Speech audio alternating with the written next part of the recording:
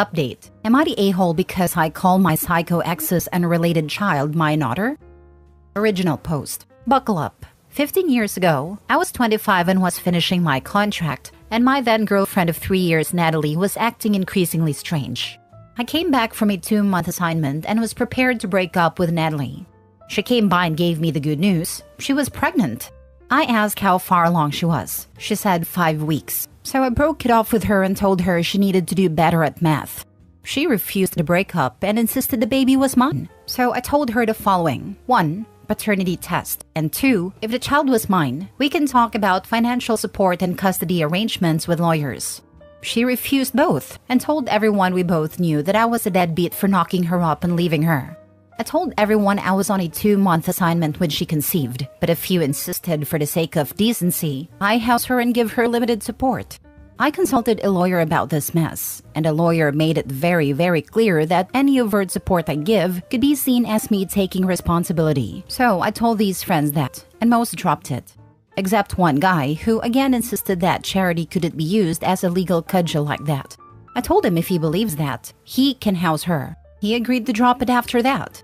Child was born and not even going to do the whole she didn't look like me because most babies are born with squished faces. And all I saw were the pics she sent me with messages like, Emma wants to know where daddy is and stuff. She still refused to take any paternity tests, but her constant showing up with that baby got to the point where I filed a restraining order. Fun fact, in my state, a permanent restraining order is not, in fact, permanent. It is 2 freaking years long. The only way to get it longer is if there was a violent crime associated. And apparently bugging someone with a baby that's not theirs is not a violent crime. So my life for the last 14 years was me renewing the restraining order every 2 years. Because once it clears, Natalie shows up again with my not child. I did eventually find a nice girl, got married, and now have a 9-year-old son, Henry. My wife Kim is well aware of Natalie and Emma.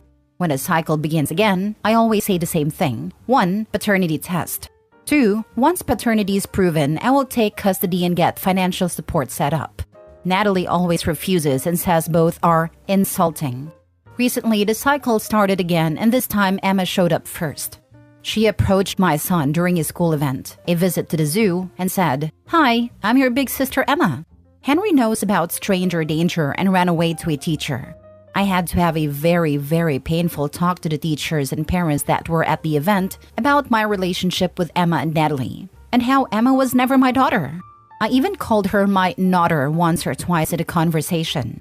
After the group disbanded, one of the mothers confronted me and said that while Natalie was in the wrong telling this poor child I was her father, calling her my daughter was mocking the situation.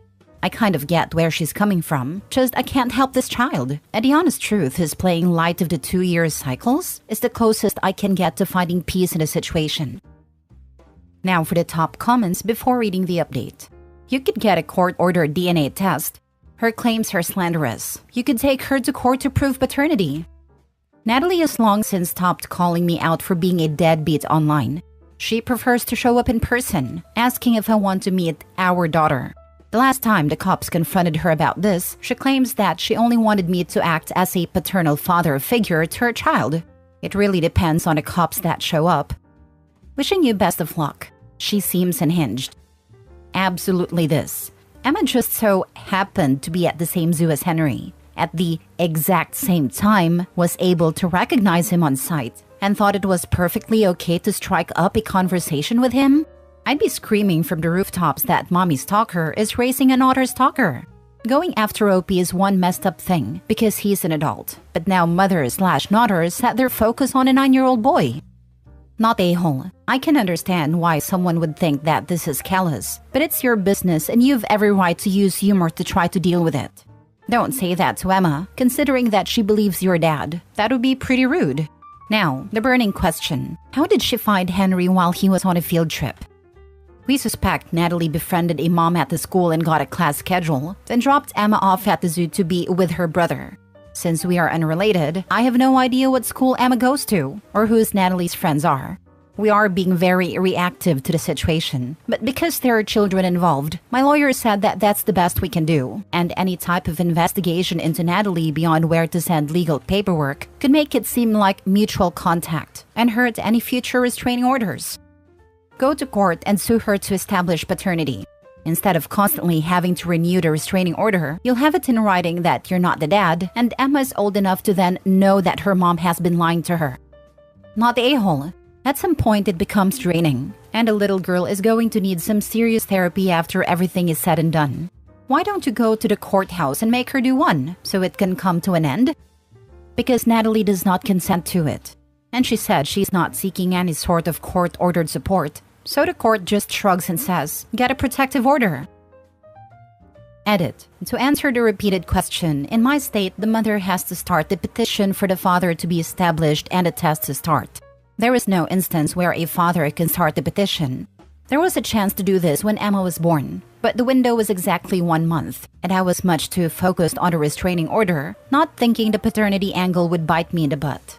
One last time, to everyone saying, just ask for custody. That'll force DNA test. Literally can't be done. Been through this enough with a lawyer and have consulted with other lawyers. There are laws protecting children, and a lot of them exist for good reason. I'll explain it the way my lawyer explained it. Imagine there's a woman that ran from an abusive ex. She finds out after she escaped that she's pregnant. She gives birth, never puts the ex on a birth certificate, never tries to file for support, because she wants to get as far away from him as possible. He finds out years later and tries to rope her back in using the child as leverage. She can just say no, and the state has to let it go. There is, however, a provision that if the father was involved enough to know when the birth was, that he could submit his DNA to the state within 31 days of birth as a potential father. But that time has long passed. The laws designed this way on purpose. In the eyes of the family court, I am a random person, and I was never claimed to Emma. If you think the state wants old children to be claimed by fathers and will gladly submit any DNA test whenever any potential father shows up, find a random single mom, call the family court, and say you want to claim her child. I am tired of everyone acting like all I need to do is fill out one sheet of paper and this nightmare would end. Please, just call a lawyer for a free consultation or post on legal advice and ask them. It doesn't work that way. Now for the update. Got off the phone with my attorney. We have a preliminary hearing on the new restraining order this week. We will most likely be issued a temporary restraining order, and then after that, another hearing for the permanent restraining order. CPS is investigating Natalie and Emma's living situation. The teacher's report held a lot of weight, and my lawyer thinks that this might actually be a way to end the madness now. In family court, for minors, there exists something that's like a temporary, court-appointed guardian. I think the term is guardian ad litem, who is only a guardian for legal purposes and procedures and decisions of such, including for medical. If the family court appoints such for Emma, we can ask this temporary guardian for the DNA test, get this put to ground. The madness might actually have an ending in sight. Adding here, I feel like I need to explain the relationship I had with Natalie all those years ago. When I got back from my 2-month assignment, I was already dead set on breaking up with her. Her, "oh wait, I'm pregnant," was never going to make me marry her. In fact, I doubted she was pregnant for several weeks. The last year of our relationship, several red flags appeared in her behavior, ranging from demanding I check in with her while at work, only hang out with friends with her present, extreme bouts of jealousy if I ever seemed too friendly with women, including waitresses. I was in a line of work that demanded me being away for long stints, which she hated, but also kept me out of her reach for long periods of time. I think it was halfway through that last year I realized that when I was away, I did not miss her. In fact, I was relieved to plop into a cot and fall asleep after long hours of work without thinking about her. When the pregnancy turned out to be real, I made it clear that with a paternity test, I would pay support, split custody, and be a co-parent. And nothing more. She wanted me to be her husband, no questions asked. No test, just pure blind faith and devotion to her and the child. The test, she insisted, was insulting. There was never going to be a relationship, and there was no relationship to salvage with Natalie. On the advice of the first attorney I hired, the deal was no test, no contact. That poor girl, she'll grow up either believing OP to be a deadbeat dad, or she'll grow up knowing the truth and knowing that her mom is trying to game the system and get money from a guy that is not the father of her child. Either way, she's going to have a lot of stuff to work out in therapy one day. Frankly, I can't believe OP does not have any legal recourse to force a paternity test. You'd think there'd be one judge who was so annoyed with the constant restraining orders that he would have ordered a paternity test to rid the court system of this BS. Also, that mom probably has a serious mental health struggle. She's kept this going for 15 years. She only has to win a concession once to get child support garnished and start getting his wages garnished. That's why she's doing it. She thinks she'll get a payout for back child support and other benefits of his military pay and pension, insurance, etc. I'm surprised you can't sue her for harassment or potential defamation. Sounds like she's now putting your actual child at risk as well as escalating overall. Hopefully she doesn't start resorting to more dangerous tactics, but you may want to look into further protections if possible. This bit of harassment with a CPS reported a new restraining order should, if we are lucky, be the kill shot we need. Last story. Update. Am I the a-hole for telling my daughter to keep her Father's Day gift to herself because she hid her mom's affair from me for months? Original post. My ex-wife, 40 female, and I, 41 male, have been divorced for a year now because she had an affair. She herself confessed to her affair a year later and moved in with her affair partner, who she's also now married to. I was pretty distraught with the whole thing. We also have a daughter, 17 female. My daughter knew about the affair, but she told me she hid it from me because she didn't want to break up the family. It really hurt me that she hid it from me for so long, but I moved on. My daughter still apologizes for it, but I've told her it's alright. My daughter today gave me a Father's Day gift, which was a handwritten letter and a gift. However, I was in no mood for gifts, so I told her to keep it to herself. My daughter seemed a bit shocked and she went to her room, and I think she was crying as she went to her room. Was I the a-hole? Now for the top comments before reading the update. Yes, in my opinion. You say you told her it's alright. You say you moved on. How do your actions live up to those words? At least be honest with yourself and then her. Either move on or don't, but don't say everything's alright and then not accept a gift from your daughter. Plus, maybe factor in she's a kid and in a tough spot between her parents when you make some of these evaluations. You're the a-hole. Your child was placed in an impossible situation by your wife. Stop treating her like your equal. You're not. You're supposed to be the adult here. She was 16, and she didn't do it so she can have a better new dad, but because she wanted to keep her family together. There are families like mine, where divorce is some kind of relief for the children. And there are those like yours, OP, where nobody beside your ex wanted a breakup. Stop acting as if your daughter were the guilty party. It's not her fault. I mean, from the limited info you give here in your post, you sound like the a-hole. You told her it's alright.